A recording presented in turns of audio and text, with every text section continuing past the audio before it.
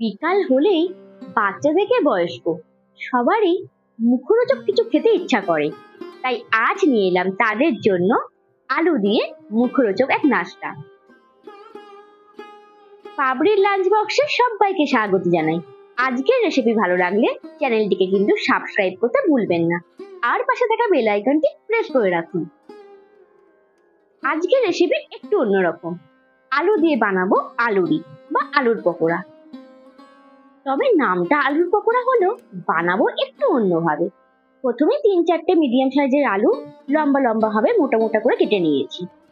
তারপর বেশ খানিকক্ষণ ধরে আলুগুলোকে রগড়ে রগড়ে ভালোভাবে আমি ধুয়ে নিচ্ছি। আলু কিন্তু আপনারা এইভাবে একটু মোটা মোটা করে কাটবেন, তাহলে খেতে ভালো হবে। আর মিনিমাম 6 থেকে 7 বার জলে ভালোভাবে ধুয়ে নেবেন, যাতে আলুর মধ্যে কোনো রকম রস না থাকে। ব্যাস, এইভাবে আমি ধুয়ে নিলাম। এরপর গ্যাসের ফ্লেমটাকে অন করে একটা কড়াই বসিয়ে নিলাম। এরপর 3 কাপের মতো জল আমি দিয়ে দিলাম। আগে থেকে কেটে রাখা আলুর টুকরোগুলো দিয়ে দিচ্ছি। আমি যেইভাবে দেখাচ্ছি সেইভাবে যদি আপনারা আলুর পকোড়া করতে পারেন, ভাত ডাল দিয়েও যেমন ভালো লাগবে, তেমনি সন্ধ্যাবেলায় নাস্তা হিসাবে খুব ভালো লাগবে। এইভাবে 2 থেকে 3 মিনিট একটা মিডিয়াম ফ্লেমে আলুগুলোকে ভাপিয়ে নেব।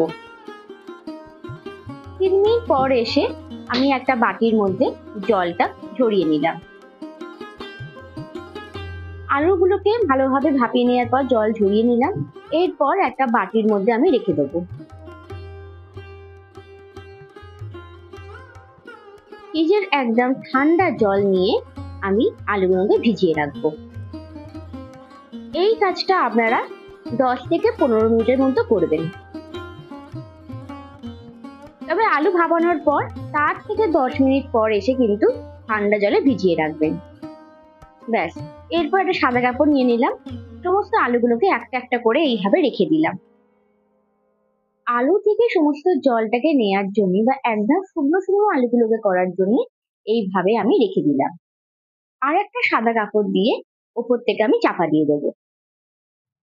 একটু চেপে চেপে রাখলাম, যাতে আলু থেকে সমস্ত জলটা বেরিয়ে আলুটাকে একদমই শুকিয়ে দেয়।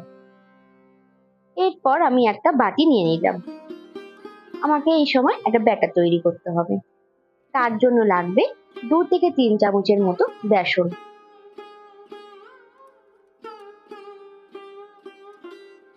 আর লাগবে 1 চামচের মতো কর্নফ্লাওয়ার। দিলাম একটু চাট মশলা। আপনারা চাইলে এখানে একটু ভাজা জিরে আর ধনে গুঁড়োকে রোস্ট করে দিতে পারেন। স্বাদ মতো নুন আমি এখানে ছোট চামচের 1 চামচ দিয়েছি।